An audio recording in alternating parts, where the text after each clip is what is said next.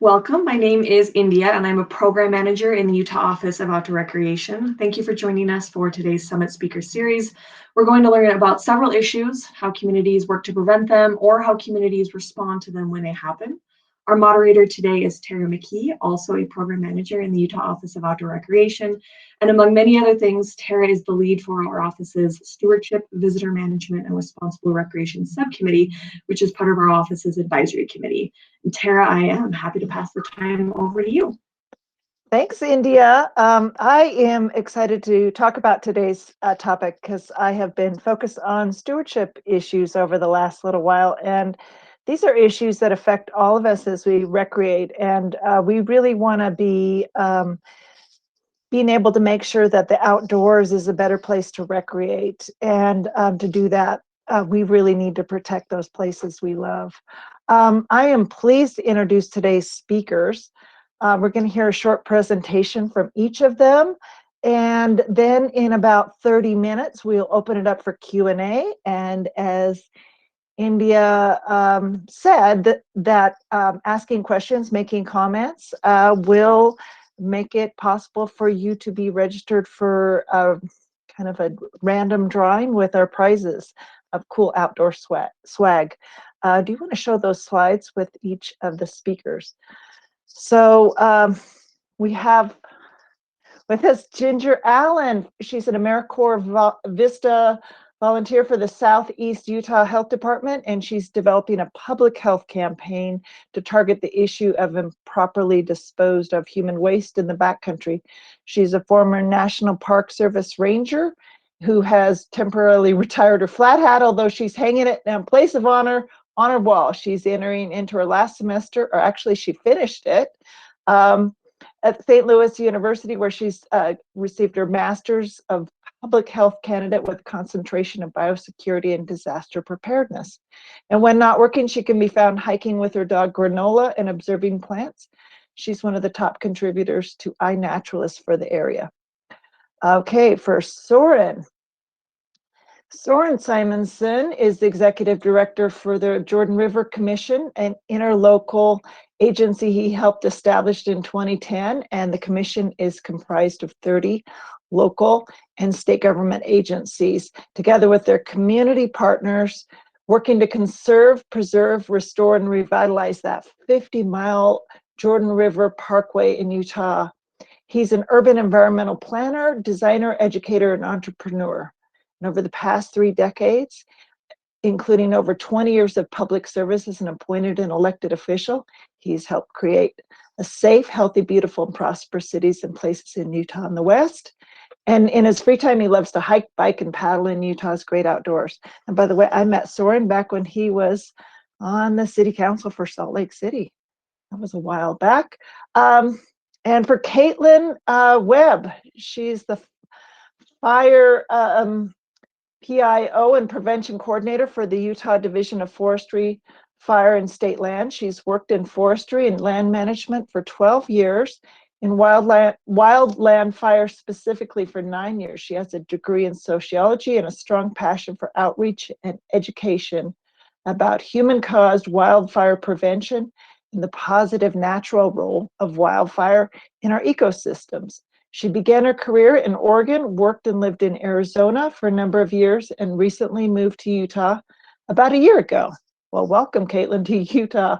When she's not working, she enjoys trail running, camping, international travel, pottery, skiing, biking, a good book, and some quality time with her 2 puppies. We'll have to see a picture of those. Thanks so much for being here. We will go ahead and get started with Ginger. Thanks so much. Okay, awesome. Well, hello, everybody. I'm going to just present my screen.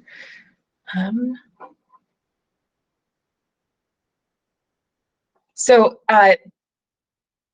this is a topic that I've really rapidly, I think, dove into. So I have this massive research folder that I've been consulting and started sectioning off to kind of there's hundreds of articles in here, but just about this topic of human waste. And let me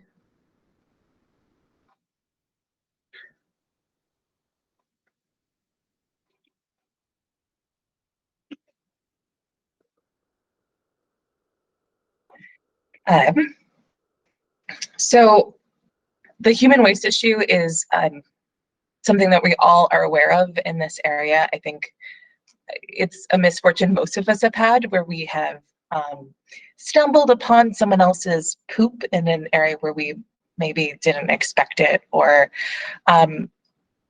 just, have encountered this issue firsthand. In Moab, we've known that this was a problem for quite a while, but it was something that the Southeast Utah Health Department, where I work, was able to get funding to address and hire an AmeriCorps me last year.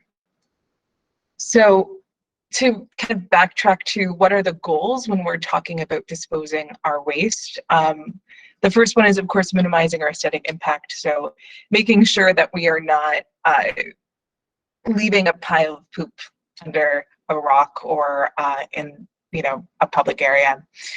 We're also minimizing the chance that we're polluting the water, and that we are also spreading disease through that human waste, and we are maximizing decomposition. So the last method, maximizing decomposition, of course, is method dependent. WAG bags are something that we now require here in Grand County if you're hiking outside and there's no toilets around, or other ways of carrying out your waste. WAG bags as well have an agent inside them that actually helps maximize decomposition. So on this slide, we have one of my favorite things, which is like our backcountry bathroom kit. So you can see here, there's things like hand sanitizer, trowel. Again, that's dependent on what area you're going to here in Grand County, where the health department is located. We're kind of trying to convince people away from that method. There is this bag with duct tape that's called a FOPO bag, a fear of packing out bag. Toilet paper, a Biffy bag. I also add a menstrual cup if I'm recreating in place of pads or tampons. And then I use a Kula cloth, which is something that you can use in place of toilet paper or a padana or a pee bandana. So it's just something that you can attach to the outside of your bag and not have to worry about carrying out dirty toilet paper. I'm gonna save you guys a lot of the more graphic images of the situation that we had here in Moab and Grand County, because I think we're all aware of just how shitty this shit situation can get. But you can see on the screen we have toilet paper. And I like bringing this up because a lot of people think that you can bury toilet paper in your cat hole if you are going to use that method. But here, most of the animals are going to remove it. And this also means that it's likely that those animals are also removing your human waste from those holes as well. These 3 photos were all taken by one of the backcountry rangers who works in arches and canyonlands. And I think it kind of helps illustrate that point of, it doesn't degrade well. And it's not a pleasant situation to see these. Sometimes, they get stuck to cactuses and look like toilet paper flowers. So I found this really interesting article called The Degradation of Human Feces and Fecal Bacteria Movement from Cat Holes in Southwest Canyon Country, which was done in 2000 as a master's thesis. And it shows that the author rather was looking at 3 specific points, which was how long does it take for this feces to degrade or decompose? Does the fecal bacteria move far away from the cat hole and go into the surrounding environment? And how long does the fecal bacteria survive? So some simple points. Even in a year, degradation does not completely occur. So the feces, even in ideal situations, may stay there for over a year. She found that fecal bacteria was actually able to travel quite some distance away from that initial cat hole, so it was able to kind of spread out into the overall environment, and that bacteria was able to survive even after a year, it was still viable when she went back several times to test these sites. And she pointed out that yes, a high percentage of bacteria, 99%, was able to disappear in some cases, but that it was still enough to pollute a water source, that 1% that was left behind. And this is especially true if you're multiplying the results. So she said, in all cases, especially in these high visitation areas, carry out your waste when you are visiting this area of Southwest Canyon country. So I just love this equation so much because, you know, someone created this. Someone was like, I need to get to the bottom of this problem. This equation was done to figure out how much feces and urine was being left behind by people who were visiting different areas. And specifically, this was an equation created for Denali. The chart that you see on the right is the quantitative values of human feces in tons left behind by mountaineers, according to the number of visitors and time spent on the mountain. So what this author was finding is that if even 1,000 people are climbing Denali and they're staying for around 18 days up there, they're leaving behind 660 kilograms of feces and 37,000 tons of urine. In like this year period, or you know, a certain amount of time. And one of the main points that the researcher is trying to make is that these numbers of the shit that's being left behind cannot be trivialized, especially when we take in consideration that all of the human feces that is up there is going to be there for hundreds of years. So to switch back to our area for a second, this is the number of visitors that have been to Arches National Park since they started recording numbers. And you can see the first year that we crested 1 million was in 2010. Last year, even though we were in the middle of a global pandemic that actually closed the park for a number of months, no visitors were allowed inside, we still had over 1 million visitors coming. To successfully do this public health campaign, especially because over 90% of all the land within Grand County is in federal or state government hands, we formed a steering committee and are in consultation with all these different land management organizations. And at one of our steering committee meetings, the point was brought up that we are able to manage this wilderness experience so well that people don't realize that they're the first person to experience it. In the case of, you know, the millions of people to come to Arches, they may not realize that, you know, they're one of 1 million in that year, or more. So why is it so important that we, again, pack out our waste, take care of the land? It's not just an aesthetic issue, it is a public health issue. And that's because dirty water is just a euphemism for water with poop in it. To go globally and to look at this water and sanitation issue from not just a recreation standpoint, over 2 million people around the world, or 2 billion rather people around the world, 1 in 3 people lack access to a toilet. And this is not just situations of privilege like us where we're able to recreate and go outside of this, the conventional access of having, you know, running water in a toilet. More people around the world own a mobile phone than have a toilet. Nearly 1 million people every year die of water, sanitation, and hygiene-related diseases. That includes here in the US. And every 2 minutes, a child dies from waterborne diseases. So this is a really serious issue. And, you know, when we are packing out our waste or disposing of it properly, we're not just being good stewards of the land, we're making sure that someone else doesn't get sick and maybe even die.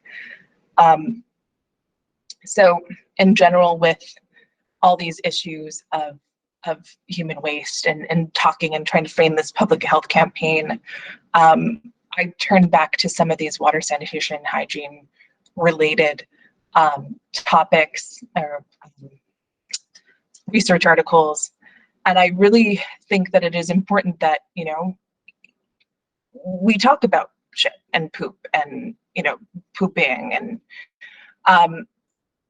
we end the stigma about having to ask someone about going to the bathroom, because if they're not feeling comfortable enough to have this conversation, then, you know, it's likely they're not going to go to the bathroom properly when they are outside and they are having an emergency.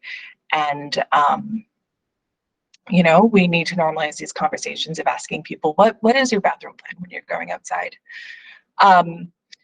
There was an article that I think has my favorite title ever, which is Geographies of Shit, which looked at different areas of the world and how we approach these discussions. And it broke them into fecal-philic and fecal-phobic sort of situations. So people who are more comfortable and able to have these conversations and discuss this bodily function, or those that are kind of more afraid of it. And when we are in these backcountry situations, it is really important that we are more fecal-philic and less fecal-phobic and able to talk about poop. So that's one of the goals that I have with this public health campaign. And there's a lot of different moving parts that I did not anticipate. So how to run a successful public health campaign around poop. I'm learning. So if you do have any questions or have any input from me, this is my email right here. And with that, this is my little presentation. Thank you so much, Ginger. And I'll make sure to put her email in the chat as well for anyone who has any questions. I am happy to turn the time over to Soren Simonson now with the Jordan River Commission. All right, thank you. Thank you, Ginger, for a great overview of a really interesting topic. We actually are dealing with some of that at the Jordan River Parkway, and I'll get into that a little bit later. But I'm going to focus mostly on vandalism, which is a different side of managing our public spaces. And just to give a little bit of background, some of you may be familiar with the Jordan River and the Parkway. I'll just share a little bit of information if you're not very familiar with it. The Jordan River is about a 51-mile river that runs through Utah's most urbanized regions. Very unique kind of river. It connects our two largest bodies of water, Utah Lake and the Great Salt Lake. A lot of outdoor recreation that happens along the Parkway. Things that you commonly think of like biking and walking, and a lot of growing uses that are compatible.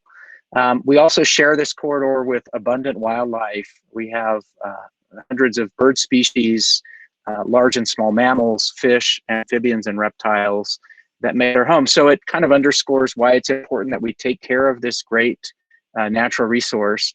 We also have a really interesting dynamic in that we have about 40 different regulatory authorities or agencies, ranging from cities and counties to special districts and state and federal agencies that all have bits and pieces of managing the Jordan River and the Parkway. And one of the challenges is trying to get everybody working together. And that's really where our organization, the Jordan River Commission, came to be.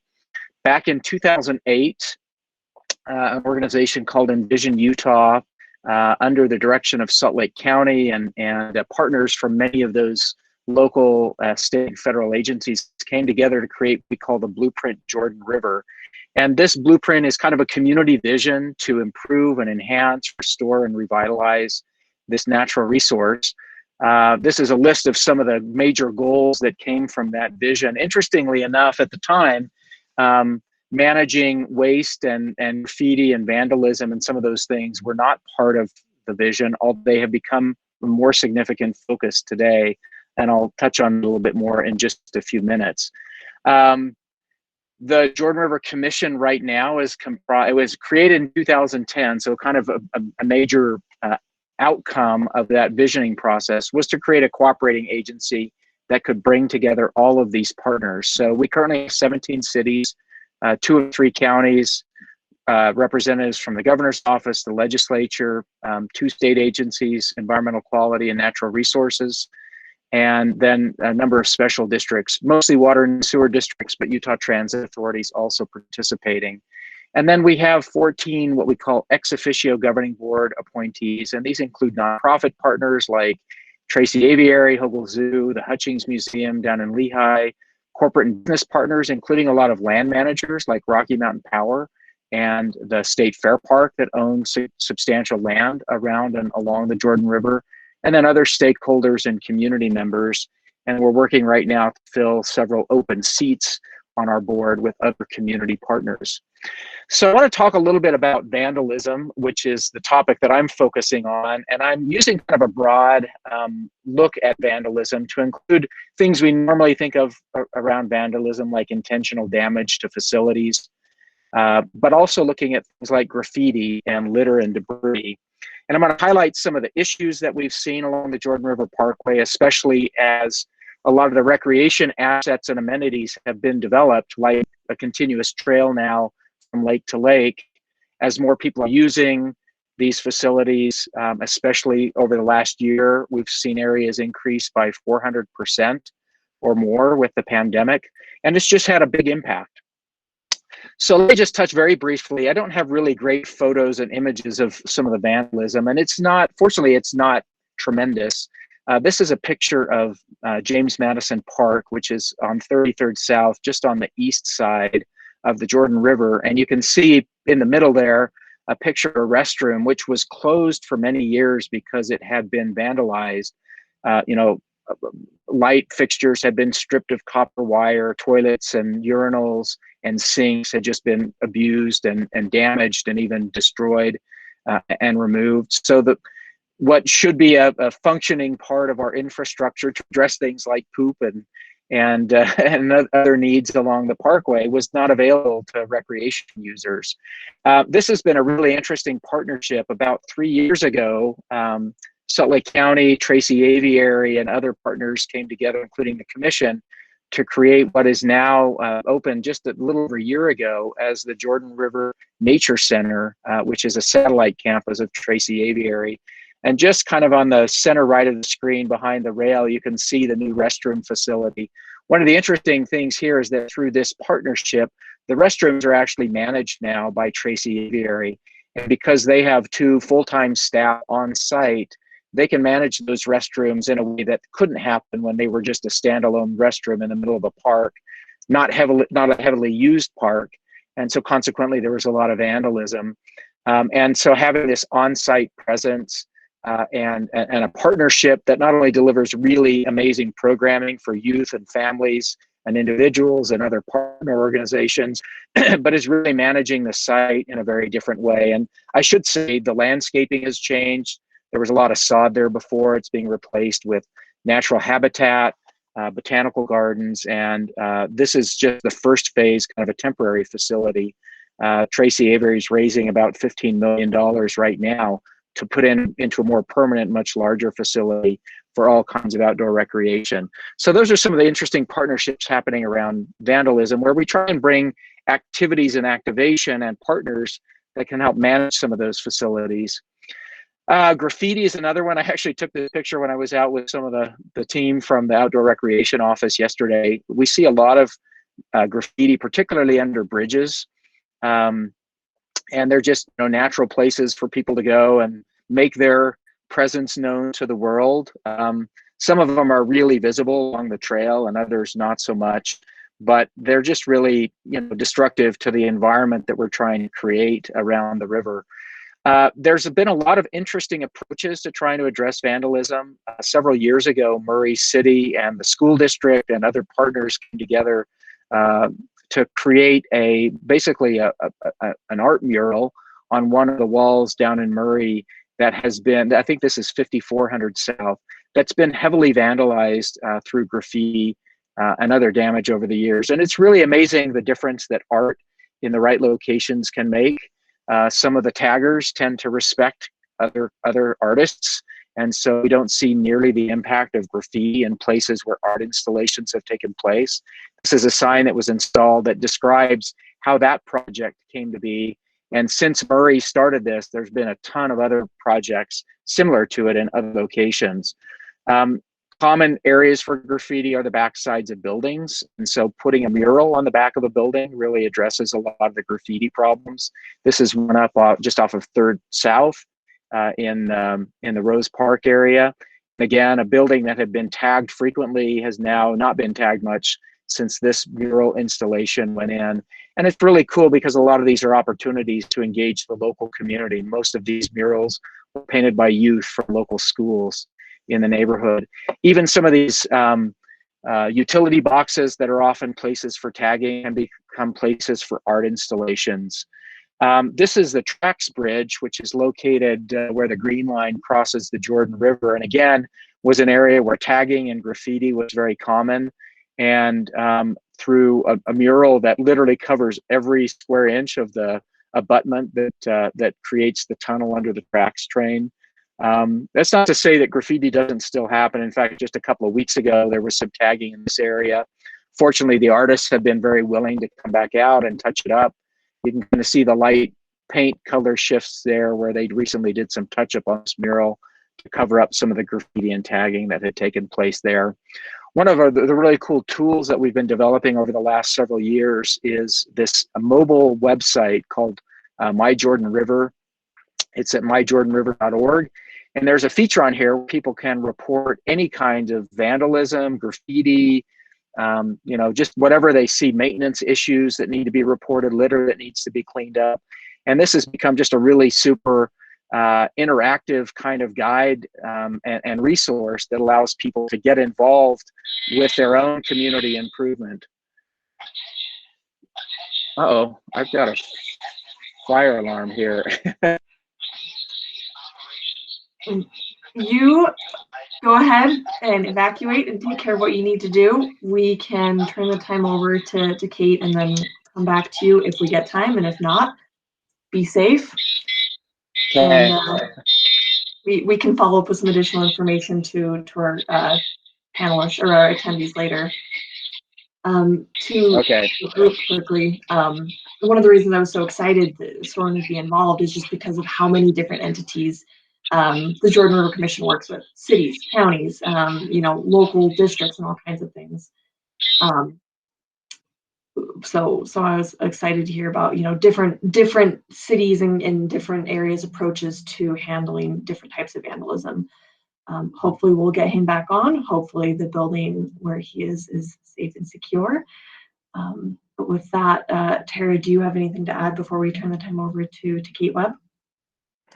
No, it's just that some of what they have along the Jordan River is also a possibility for groups to get involved and to help take part in this effort. And I think that's a really important part, especially as we're talking about recreation that is urban facing and in other areas where community members really take pride in these areas and want to have them to be great places to be. So he was showing a picture of a kayak in a very area, you've got a lot of water runoff that picks up that,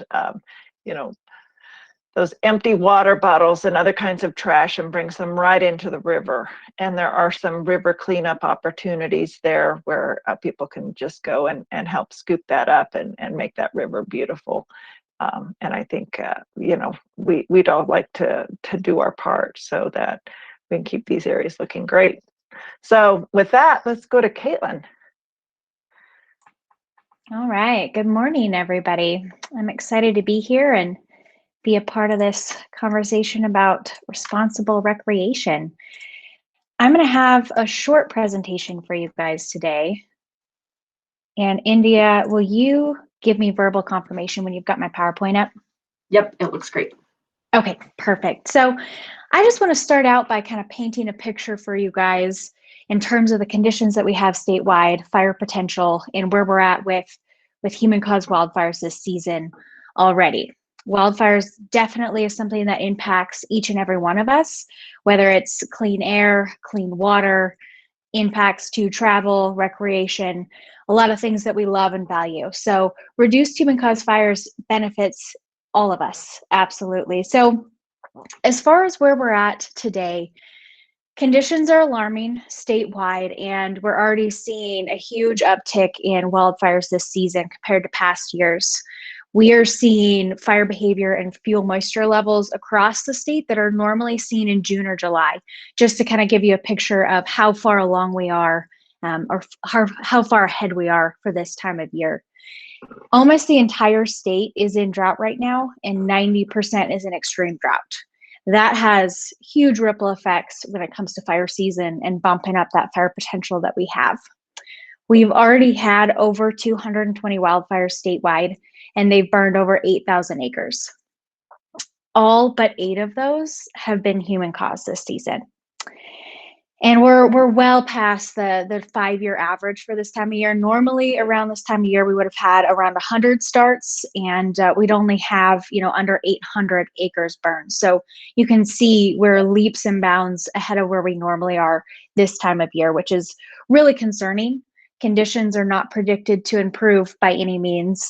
Drought is predicted to persist, if not worsen, and we're just rolling into warmer, drier conditions. So things aren't looking really positive as far as wildfire season right now. The great thing, the positive note, is that all of us can directly impact how busy our wildfire season is. As I mentioned, the overwhelming majority have been human caused, which means we can prevent a huge number of these starts that we're seeing. Taking a look at trends in Utah, we have really consistent trends here in the state as to what our human-caused wildfires start from. Our highest cause here in the state over the past 10 years is consistently equipment. And that's a pretty big category. It includes anything from parking or driving over dry grass. It includes a dragging chain, a blown tire, something coming out of somebody's exhaust, all of those types of vehicle and equipment roadside type starts. The second highest cause that we see here in the state is debris burning. So that could be anything from somebody burning a pile of leaves and sticks in their backyard, doing a little spring cleanup, or somebody burning their field or a ditch line, a larger broadcast burn that escapes and gets away. Third highest is campfires, which I think is something people are pretty familiar with when they think of wildfire prevention. Their mind tends to go towards campfires. The fourth highest is miscellaneous, and within that we've got firearm-related starts, so target shooting, exploding targets, fireworks, and then anything cutting, grinding, or welding related. Last year, unfortunately, we did hit a milestone. We had a record number of human-caused starts here in the state, unfortunately, and 77% of all of our wildfires last year were human-caused. That's well above our 10-year average. Normally here in Utah, we sit at about 67% human-caused, which still is not great, but it was a huge uptick last year, and we're definitely trending in that direction this year already. If we don't see some pretty serious public behavioral change soon, unfortunately, I'm a little worried that we may surpass that record again this upcoming season. There are a lot of very simple, common sense steps that each and every one of us can take to prevent these really common causes here in Utah. As far as equipment goes, something as simple as maintaining your vehicle, making sure you have the proper tire pressure, your brakes are in good working order, you're using spark arresters on ATV vehicles, and never parking or driving over dry vegetation. The undercarriage of a vehicle could be really hot and surprisingly easily spark a wildfire. As far as debris burning goes, being aware of current and predicted weather and fuel conditions is essential. Never burning on windy days is a great rule to live by. That's often how those fires pick up and get out of control. Campfires, what we tend to talk about when we're talking about prevention of campfires starting a wildfire, we like to talk about the drown, stir, and feel and repeat until it's cold method. So never leaving a fire unattended and making sure it's a manageable size. As far as firearms go, choosing an appropriate ammunition the right kind of backdrop, and never shooting anywhere near dry vegetation or rocks are all great preventative measures that you should be using anytime you're utilizing firearms outdoors. It's really essential. It's much easier than people think for a wildfire to be sparked by something ricocheting off of a rock, for example. Being aware and taking that ownership as a resident and a visitor to Utah is really the first step in prevention, making sure you know what restrictions are where you're going, understanding what kind of drought conditions we're in across the state and what that means. How does that impact your recreation, your travel, and your work habits? And also being aware of upcoming weather conditions, something that we're really hoping to communicate and educate about moving forward as red flag warnings. I think it's something people hear a lot about, but don't necessarily always understand. So a red flag warning, when it's issued, is really kind of the perfect recipe for a wildfire to start. It's the high winds, the low humidity, and the hot temperatures. So being aware of the conditions and how that should influence your behaviors no matter what you're doing here in Utah.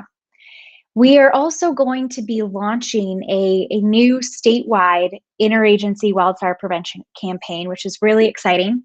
We're getting ready to announce it and launch it next week, but this is a great way for anybody to engage in wildfire prevention, whether you're a resident of Utah, community member, another land management organization, a business. There are ways for everybody to get involved. One of our goals with this campaign is that the prevention message is coming from more than just land managers, that as a state, we're having this unified message, this unified voice about the importance of wildfire prevention and the simple, easy steps that each of us can take to prevent those fires from starting. These resources are going to be available after the presentations, but I just wanted to highlight the numerous resources that are out there to provide all of us that situational awareness that we need. UtahFireInfo.gov is a great resource for fire restrictions statewide, interagency.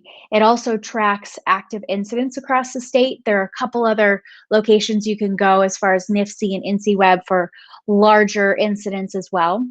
And there's a lot of places you can look for weather, fuel, and smoke conditions.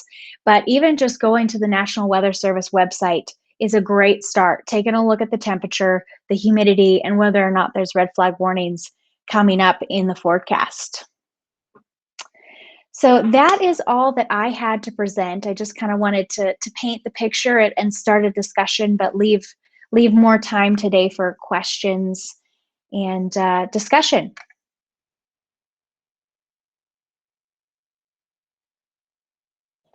Thank you so much.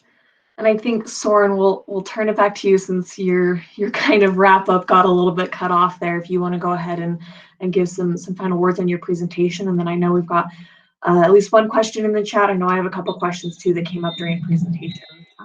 Thanks everyone for being flexible with a little bit of some unpredictability this morning.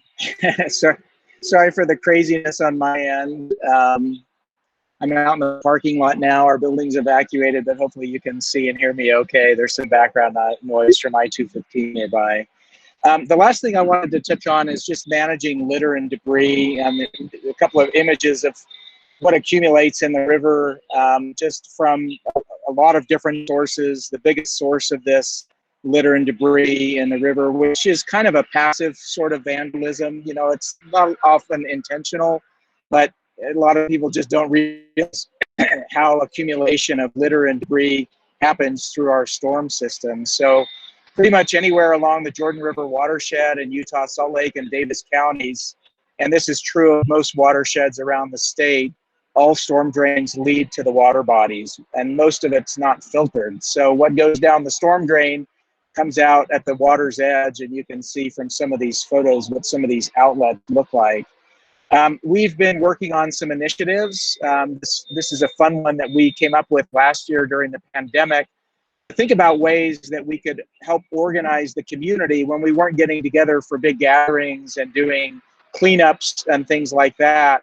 Was really just trying to do a lot of grassroots work. And we created this Love Your Watershed initiative. Mill Creek City, which is a unique city that stretches from the Wasatch Mountains to the Jordan River, really picked up on this immediately and has been doing some really great work around it. We've organized, these are some photos before the pandemic. We've organized over the years just a lot of in-river cleanups. This was one of the events that we organized to get people out cleaning up storm systems, particularly curbs and gutters around parks and open spaces. Just a couple of weeks ago during Earth Day celebrations, Mill Creek organized an event at a park along Mill Creek, which is one of the major tributaries to the Jordan River. And we actually had some of our volunteers going down in the storm drains and clearing out plastic bags and bottles and Coke cans and beer bottles and everything else that accumulates down these grades. It's been really fun seeing a lot of communities really get in the action. Westminster College, which is located along Parley's Creek, has put these messages around their storm drains. Even businesses, this is the Costco in Salt Lake City, has taken initiative not only to clean up, you see the really spotless gutters and curbs here, but also putting messages to remind people that these lead to the Jordan River. And then, of course, homeless encampments are another major issue. And these actually are the source of much of our litter and debris, but also fires that happen along the Jordan River, which often come from open fires, many of them in some of these homeless camp establishments. And we also have a lot of bio-waste, human waste, because there are no facilities for people to use. The river becomes the dumping ground. So, we're encouraged by some things that we're seeing happening. Just this last legislative session, we had a great anti-litter campaign bill sponsored by our legislative representative on our board, Representative Cheryl Acton. We also saw the organization of a statewide homeless coordinating council, and the new director was just appointed, former Senate President Wade Niederhauser. And these are really encouraging signs that we believe will help address some of these bigger issues, watershed issues and homeless issues across the state. I won't go into this because we don't have time, but we are updating our Blueprint Jordan River. And it's really interesting that out of a survey last summer that we had about 8,000 responses to, litter, vandalism, graffiti, just general cleanliness came up as really one of the very top issues. So it's definitely something we're working on, these various types of vandalism, from facility vandalism to litter and debris and graffiti and those sorts of things. We're kind of taking a multifaceted approach, but definitely partnerships and getting the community really invested in these efforts has just been a real game changer and will continue to change the face of the Jordan River going forward. I've just listed here on the screen a few different resources, hashtags, social media that we use to share a lot of this information, and look forward to any questions or comments you might have. Thanks for letting me come back on after that interruption. Well, thank you for everyone for being flexible, and Soren for presenting from outside. I'm sure that's not what you expected this morning to go like. Something that I thought was really interesting, and Tara, feel free to jump in here too before I know we've got that question from Julie in the chat, is just the different ways that all three of our presenters mentioned different things that not only can we do when we come together and we engage community groups, but also what we can do. Going back to the beginning with Ginger, just if folks are comfortable saying, what is your poop plan? This is mine. I'm going to be in this area. I need to talk to the land management agency, that type of thing. Potentially the destination marketing organization on types of resources that we'll get to, I can make sure that I'm not letting my trash go into storm drains, things like that, making sure that my equipment is up to snuff, that I know what different fire conditions are and things like that. So that's really interesting.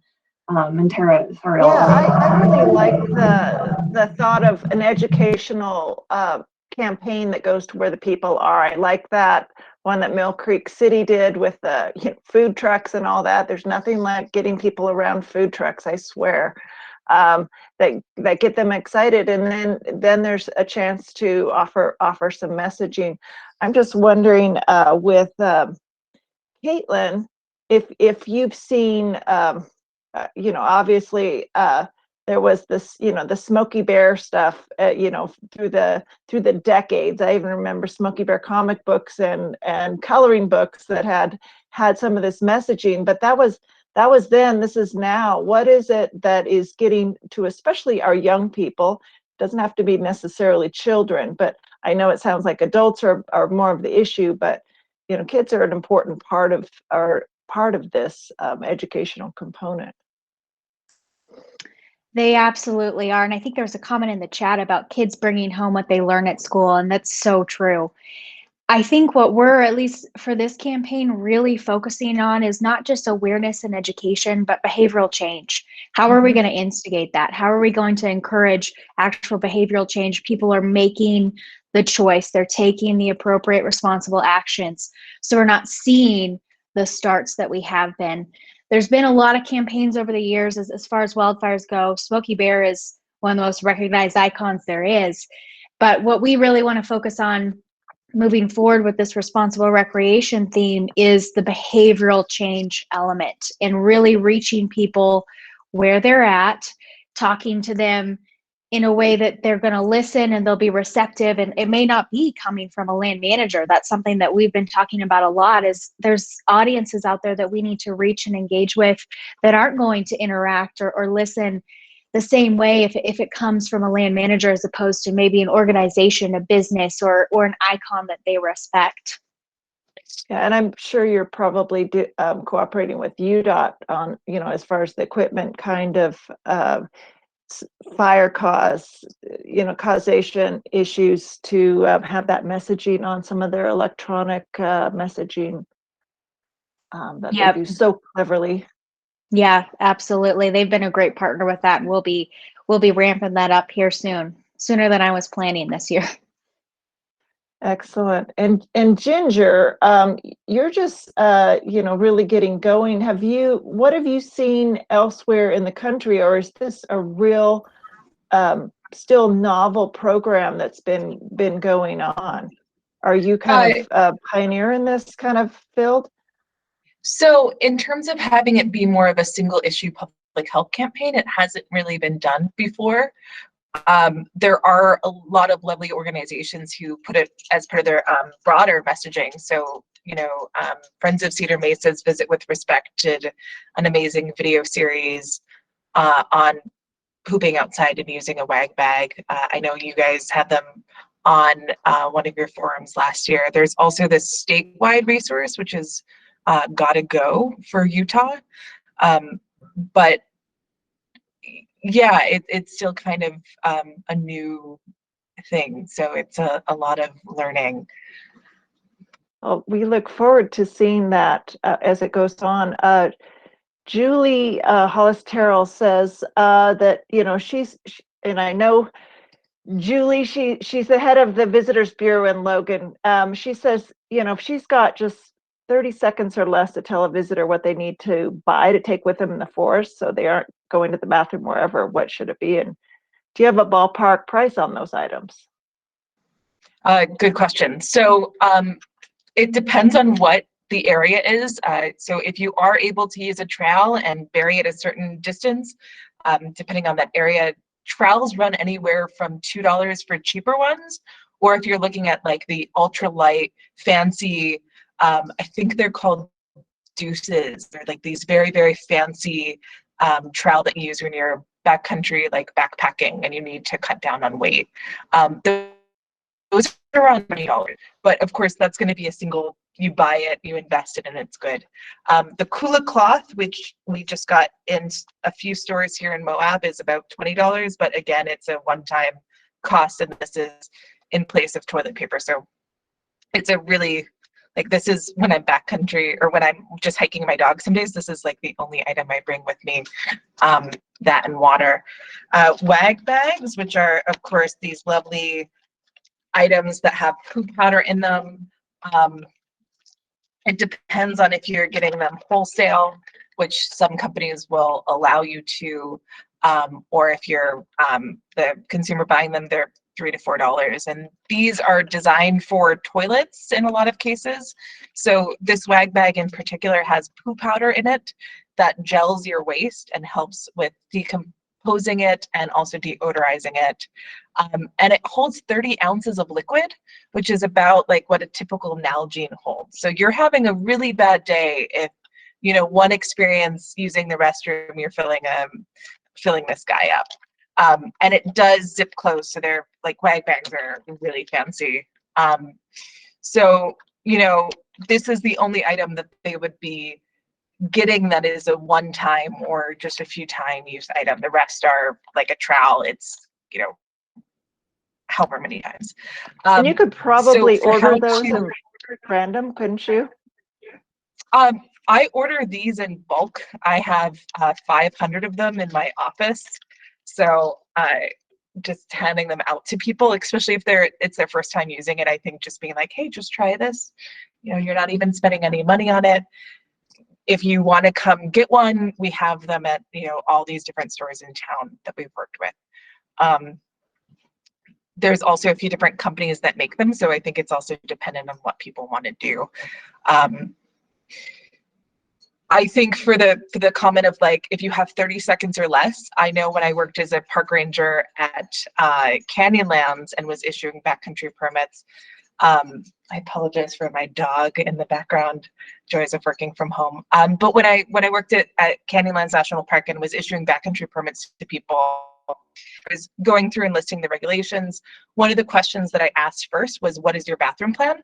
What are you going to do when you're outside? It was also a way for me to judge someone's experience with being out, because if you've never used the bathroom outside in your life, it's maybe not appropriate to go on a 8-mile hike and spend the night somewhere when you're going down, like, you know, thousands of feet elevation. So yeah, just that quick comment of what is your bathroom plan? Let's talk about it. Let's talk about some of the differences in our area. Like here in Moab, again, we are telling people either use a groover or some form of reusable toilet, or a wag bag, something to pack out your waste. Let's have that conversation really quickly with them. And you can do that in 30 seconds or less. And then, you know, one-time investment of a wag bag, here's where you can buy some, you know, single-use wag bags, or that one-time investment of a trowel or cooler cloth or groover or whatever that may be.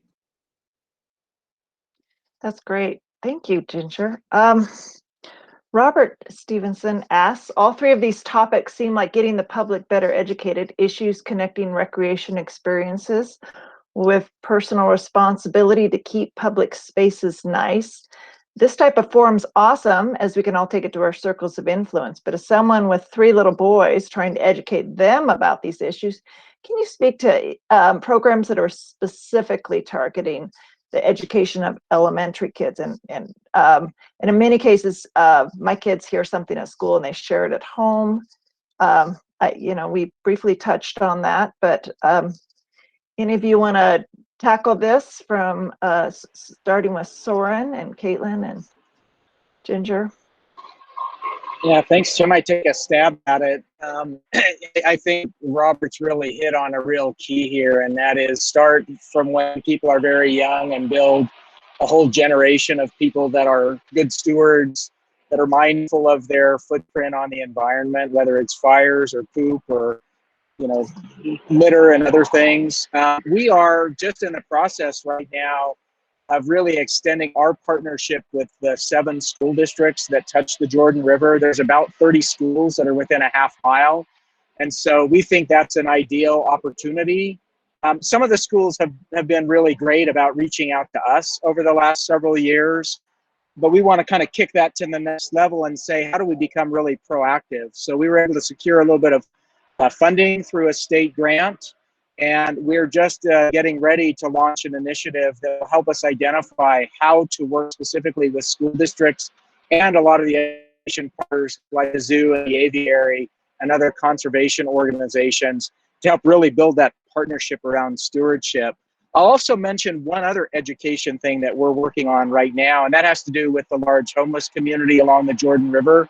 I think outside of the downtown Salt Lake area, the largest concentration of individuals experiencing homelessness is along the river. And, you know, it's understandable that the river is a place for refuge.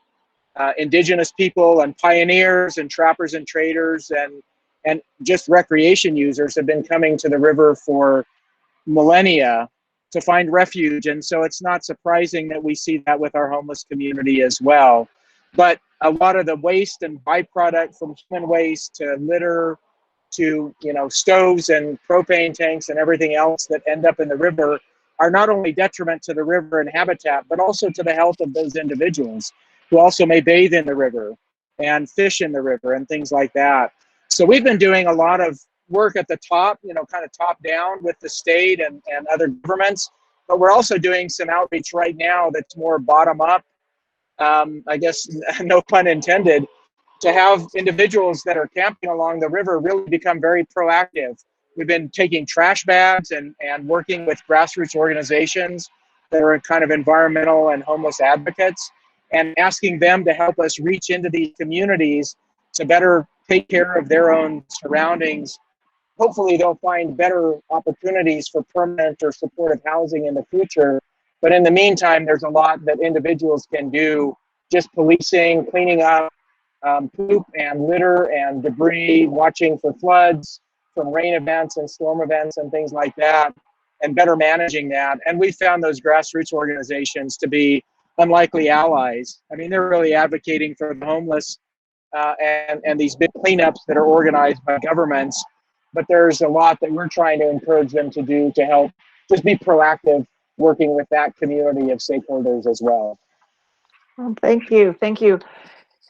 Caitlin, we touched on this before, and you mentioned that behavior was more of the issue, but do you know, is anything about wildfires and that kind of prevention in any kind of curriculum within our educational system?